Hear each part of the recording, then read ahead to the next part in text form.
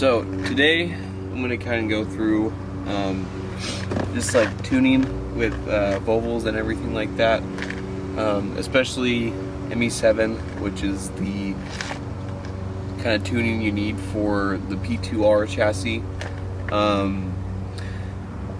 You can't be a cool Subaru boy and be like, oh, I'm going to throw in a Cobb tuner and it's going to be all good and, you know, I'm going to pick whatever tune I want. It doesn't work that way.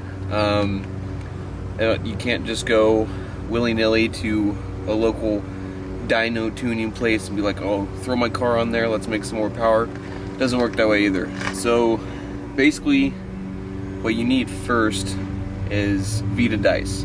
Now Vita dice is basically a software and tool that you're able to plug in to your OBD2 and kind of use it, which the dice unit connects from your OBD2 right down here to this little box. It has little lights on it and it usually says dice. You can pick it up for fairly cheap. It's around, I don't know, $100 depending on where you get it. And then also you need a Vita software program on a laptop. There's this guy on Facebook that sells them for relatively cheap as well, and all together it's probably less than $300. Super useful.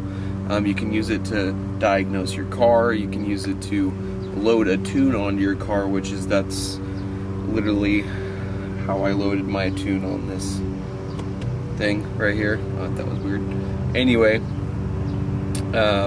once you have Vita dice, you can do, you know, a lot of things with it. I think it's even more helpful than a snap-on $8,000 OBD2 scanner that you can plug into your car, and way more useful than that. So I wouldn't necessarily go over stage 0. I wouldn't consider that a stage in tuning. Stage 0 is basically where you make sure that your car is ready to go. So you do all your maintenance stuff, anything like, for example, spark plugs. If you had to change those before you tune, you should change that out. You can't have, you know, valve plugs start tuning and your car starts misfiring or something like that. It's just super unhelpful, and then it also makes the tuning process go a little bit longer because you're trying to diagnose problems instead of tuning, instead of just directly jumping into tuning. So yes, Volvos have stage tunes. So there's 1, 2, 3, and 4, and with that, each one I'm going to break down, and then I'm going to go over kind of basically some things to understand with tuning the P2R chassis, and then as well as things just to kind of understand, you know, all the add-ons that you might be able to put on your car. I have a bunch of them. I don't have all of them. So stage 1, that's your, basically I'm going to say this is the first stage. Stage 0 is just basically, I'm not even going to technically count that. In my opinion, it's just kind of making sure, as I said before, your car's ready. But stage 1, for sure, your car can be stock. I would recommend something like, you know, someone who buys this car, you're obviously going to want an exhaust, whether that's, you know, a better muffler or even a straight pipe like I have. Depending on the volume you want, you'd kind of change that up. I would recommend doing a catback exhaust and then doing something like a high flow cat or a catless downpipe, and I'll explain later why either a high flow cat or catless would be the best option. I specifically chose catless because I like to annoy my neighbors, but that's okay. Stage 2, and technically you can break it down into stage 2 and stage 2 plus, and I'll explain kind of the difference. Depending on your tuner, there might just be like a plain out stage 2. I've seen some of them use stage 2 plus. They're kind of basically the same. So things you need for stage 2, or how your tuner will do it depending on your tuner, it'll be catless high flow downpipe. So basically includes stage 1 modifications. Something super helpful, but you don't necessarily need it, but I'm going to tell you do probably need it rather than not, is a front mount or drop-in intercooler. The reason being is when you tune your car for stage 2, generally you're going for somewhere around 19-20 psi. You can also discuss with your tuner what your goal would be. Stock boost is 14.5. If you go anywhere above that, you're obviously going to gain more power. Other things I would definitely suggest in stage 2, where you might be considered stage 2 plus, would be methanol injection. Methanol injection is super helpful in keeping intake air temps down. So basically, when you do pulls after pull after pull, generally you wouldn't do that while on the street unless you just want to keep going fast, but I would keep going fast. It's fun. Anyway, if you use methanol in addition to a front mount, it is super helpful. Methanol basically keeps, like, similar to E85 but not 100%. It shoots directly right before your throttle body. It goes in, and methanol helps to do that an intercooler might not be able to do is it helps clean up any knock or detonation that you don't want. If you get knock and detonation, it can cause problems that you don't necessarily want. It also really helps to have a front mount or just an intercooler in general. I'll specifically say snap is probably my #1 choice for that, because the difference between a stock intercooler and a snap is like 30 to 40 degrees Celsius, like difference. If you look at logs and maps off of tuning, and you look at intake air temps, your stock intercooler will be like way up here and your snap will be way down here. The only way snap might get a little bit hotter is if you're doing a bunch of logs and you're doing a bunch of pulls from 2 to 6K and just having fun, or you're just doing logs to help with tuning. But basically, on addition to stage 2, which it's not necessary but I would also recommend it, is an intake pipe. You get more airflow. It looks way better than stock, because the stock is a plastic piece of garbage, so definitely get that. So moving on from stage 2, stage 3 now would be all the mods previous, in addition to bigger injectors. It doesn't necessarily have to be giant like 1300cc or anything.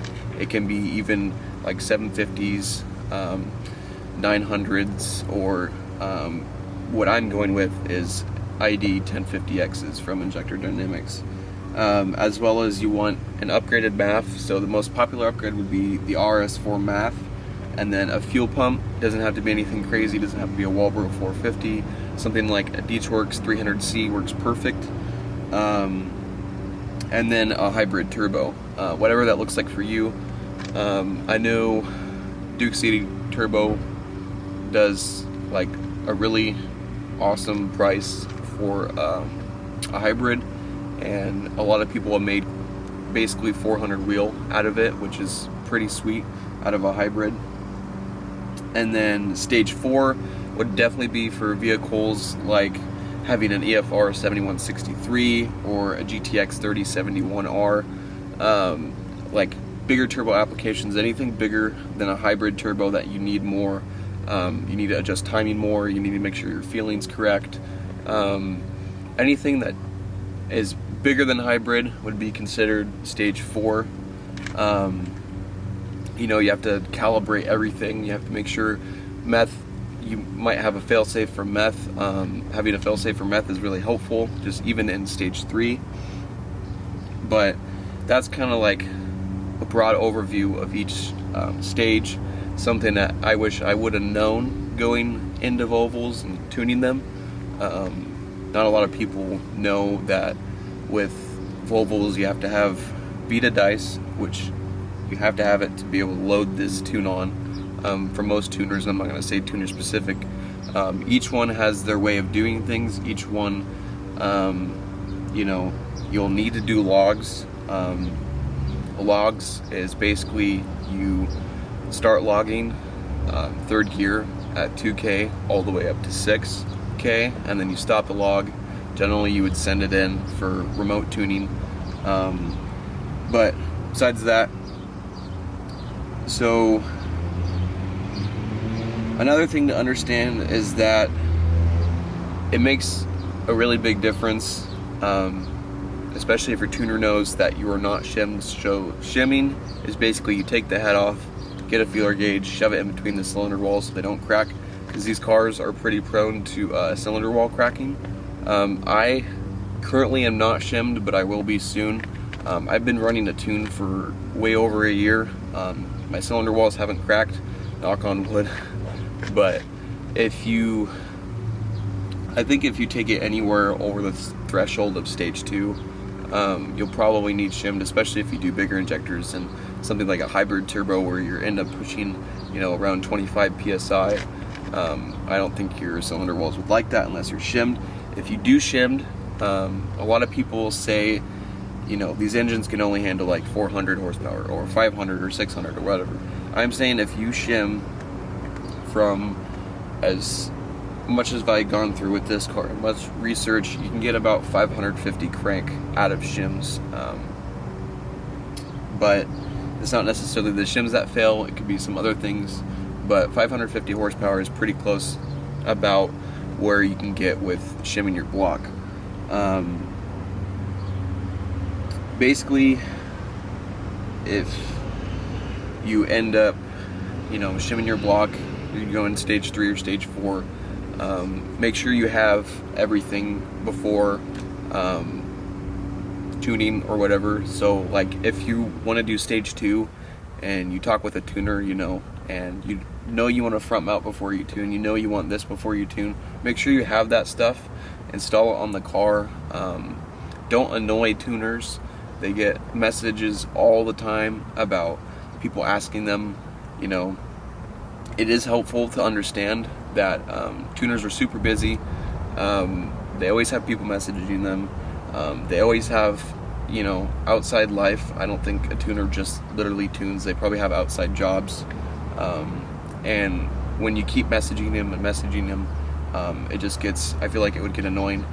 But make sure you have everything ready to go. Make sure you have Vita dice, what mods you want for that stage of tune. You can go from stage 1 and then do stage 2 and then do stage 3 and stage 4. I'm not speaking for one tuner specific, but for the most part, if you go from stage 1 to 2, they usually discount the price. I don't know if that's the same for all of them, but I have seen it pretty often. But like, make sure you have things ready to go. As I said before you message them. If you ask them questions, that's fine, that's cool. But like on their preference, they might say what they've seen people run. But honestly, if you do your research and you look at everything, you can ask me questions. I'm not a tuner, but I have seen, what parts may work, what parts might not work. Tuners get a bunch of questions all the time. If it's tune specific, I would ask them, but make sure you're ready to go before you ask them anything. Now, I'm going to explain some of the tuning add-ons that you can get with tuning. So, anti-lag or no lift shift. So, they're kind of one and of, you get both of them. So, if you have anti-lag, you have no lift shift. You have no lift shift, you have anti-lag. So, if you've seen my video on YouTube or even Instagram, anti-lag is basically when you depress the gas and hold it all the way down. It makes like a rev up noise. It goes like whoa, and it's go doon doon doon and throws flames out the back. It's pretty sick. There's technically no reason to have that unless for show. Maybe if you launch the car, I would not recommend launching the car. And then no lift shift. That is basically, no lift shift is when you depress the gas all the way to the floor and you don't lift it in between shifts. So you clutch, shift the gear, lift up the clutch. It's one quick like stab movement, but you don't lift your foot off the gas. Most of the time when you shift, you end up lifting your foot off the gas, you shift and you put your foot back down. The reason to have no lift shift is basically you hold boost in between shifts. the reason being, it does anti-lag for like, I think it's like 0.6 seconds. You can correct me if I'm wrong, but it holds it there. Boost holds, you get boost between shifts, and you can keep going. Normally, you lift your foot off the gas, you lose boost because it drops back down, and you have to build it back up in between shifts. The cool thing about Volvos is when you end up doing no lift shift, you get a giant flame and a boom at the same time. It's pretty sick. I've only done it a couple times, but it's super fun to do, and it's just, I don't know. I personally would add anti-lag and no lift shift on my car. Exhaust pops and burbles. You either love it or you don't. Some say, you know, the pops and burbles is literally the most annoying thing, or it can get annoying. I have mine set to 3K, so basically I drive pretty, I don't know, I wouldn't say I drive like normal people, I wouldn't say I drive like fast all the time, but I usually shift at, you know, 3K because it's fun. You get to hear pop, pop, pop every time you shift.